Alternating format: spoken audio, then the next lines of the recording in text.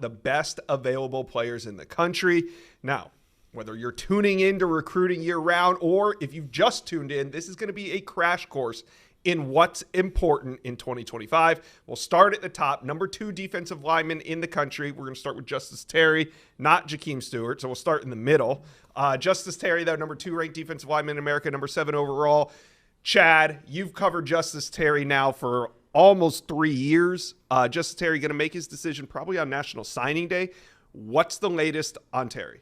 Yeah, to start with, not signing day, actually the 6th of December, the last day of the early signing period. So he'll go to be that last guy, probably the last one standing per se, Josh. I mean, he's a guy, obviously, coming off an OV to Texas here a few weeks ago. That might be his last visit of this process. I mean, he's going to start playing high school playoff games on Saturdays. And if they win, they play each Saturday the next 3 weekends. So their goal is to be state championship team. But going back to the very beginning, he was Georgia's first commit of this class, Josh. I think in the end, he becomes one of their last commits or signees for this class as well. He's an in-state kid at Manchester High School in South Georgia. You know, USC's been involved, Alabama and Auburn at different times. Miami's chipped away as well. But I think in the end, Georgia is in a great spot to get Terry back and keep him at home in this class.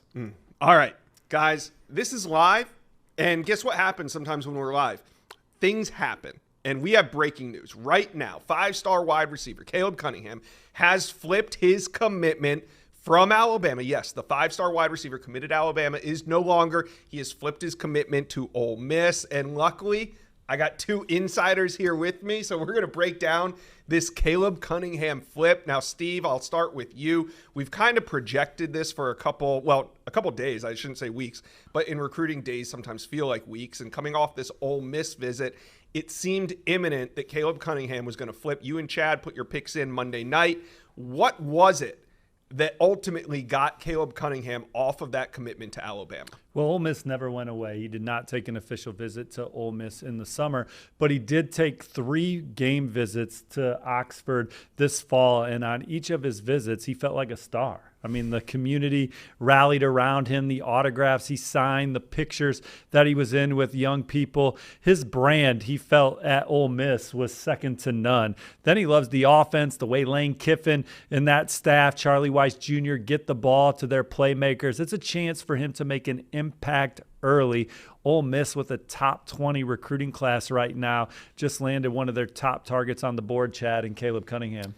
Yeah, like you said, man, he can be that guy or the guy at Ole Miss. And I think it goes back, like Steve mentioned, 3 games. That middle game, I think, was extremely important. Oklahoma week, he was there. He went in town that Friday evening. He stayed through Sunday afternoon. He rode around with Lane Kiffin. He hung out with guys like Austin Simmons, Jackson Dart, multiple players. He felt at home in Oxford. And he can be, what he told me his quote was, a hometown hero at Ole Miss. He can go in there and be that DK Metcalf, that A.J. Brown, a kid that stays home, makes plays at the in-state school. He even compared himself to be that next, like Ryan Williams, stayed home at Alabama. Go be that guy, that Ryan Williams at Ole Miss and stay home. As Ole Miss pushes for a top 15 recruiting class, Josh, on their way to maybe the college football playoff. They want to be playing in games of that magnitude for years to come. This is a recruiting class that can keep them playing at that level. They're in on some other potential flips moving forward. That starts with LSU offensive line commit Devin Harper. He was in Oxford over the weekend. There's some positive buzz about where the Rebels stand with Devin Harper. And then obviously Deuce Knight is the top target on the board right now for them. 5-star quarterback, currently committed to Auburn. I'm told that he's expected at Auburn the next 2 Saturdays, but Ole Miss, depending on Deuce's own schedule, hoping to get him back for the Egg Bowl, and they're going to continue recruiting him. All right, I want to get your opinion on this, though. And now that Caleb Cunningham has flipped, I mean, that's if Ole Miss presses on Deuce Knight, does this Caleb Cunningham flip put them in much better position with Deuce as well? Doesn't hurt. I mean, look, they were just there together for the Georgia game. Right. They hung out. They talked. At one time, Deuce was working even when he was committed to Notre Dame, working on Caleb to flip to Auburn before he was even public. They'll go the other way around now with Caleb working to flip Deuce from Auburn and keep him to stay home at Ole Miss. Look, there's no doubt. I think Deuce will make Auburn sweat a little bit between now and December 4th. There'll be communication with Ole Miss and that staff and, of course, other commits as well. But definitely does not hurt, their chances here. Go figure. 3 weeks before signing day, Lane Kiffin with a 5-star flip. Ole Miss fans, talk to us. Comment section below. How are we feeling about adding a 5-star wide receiver to this class? Let us know. Comment section below. All right, let's get back to it now. Defensive lineman Jaem Stewart, the number 3 defensive lineman in America, the top 15 player overall. Boy, this recruitment, it's had me confused from the get-go because I've always thought LSU kind of was the favorite, but as this season wore on, there's 2 other teams, Chad, that seem to have risen to the top of Stewart's list.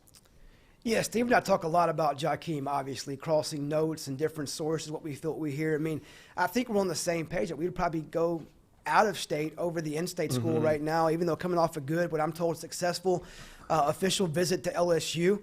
I think heading into that weekend, Oregon, Ohio State were the main 2. USC wants to make a move this coming weekend on the OV as well in Los Angeles. But for me, I like where Oregon still sits. I think a big thing for me to watch here is he's going back to Oregon on November 23rd when they don't even play a game. It's an off week. It's about business, that brand, those conversations, those final meetings. Ohio State, he loves Larry Johnson as well. But I think with Jaem right now, I still take the field over the in-state school, leading with Oregon right now for me.